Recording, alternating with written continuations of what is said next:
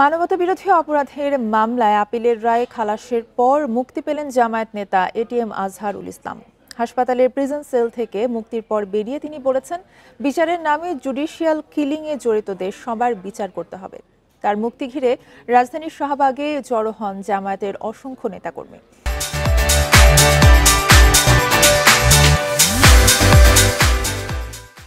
এ সময় সব শ্রেণী পেশার মানুষের সম্মিলিত চেষ্টায় আওয়ামী লীগের পতন হয়েছে উল্লেখ করে সবাইকে ঐক্যবদ্ধ থাকার আহ্বান জানান জামায়াতে ইসলামের আমির ডাক্তার শফিকুর রহমান।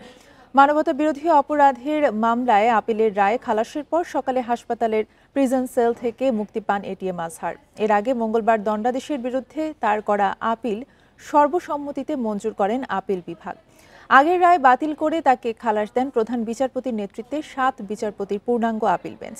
৭১ মুক্তিযুদ্ধের সময় মানবতা বিরোধী অপরাধের মামলায় আন্তর্জাতিক অপরাধ ট্রাইব্যুনাল তাকে মৃত্যুদণ্ড দিয়েছিল।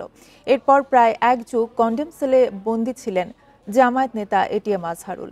দীর্ঘ আইনি লড়াই শেষে তার রিভিউ আবেদনের চূড়ান্ত রায় দেওয়া হয়। এ সময় সংক্ষিপ্ত পর্যবেক্ষণে আদালত জানায়, এই মামলায় বিচারের নামে অবিচার হয়েছিল। যোগ দিয়েছেন এবং এখানে জামায়াতের আমির শফিকুর রহমান সহ কিন্তু আরো যে ঊর্ধ্বতন নেতা। আমাদের এই ভাইয়ের জন্য দোয়া করবেন সবাই। আল্লাহ যেন তাকে নেক হায়াত দারাজ করে দেন, তিনি যেন সুস্থ থাকেন এবং জাতির প্রয়োজনে তিনি যেন দায়িত্ব পালন অব্যাহত রাখতে পারেন। এতদিন ন্যায় বিচার ছিল না, আদালতকে ব্যবহার করা হয়েছে। এই জন্য আশা করি আমরা সামনের দিনগুলোতে আমাদের আদালত জনগণের আশা আকাঙ্ক্ষা অনুযায়ী তারা জনগণের ন্যায় বিচার যাতে পায় সেই ব্যবস্থাই তারা করবেন।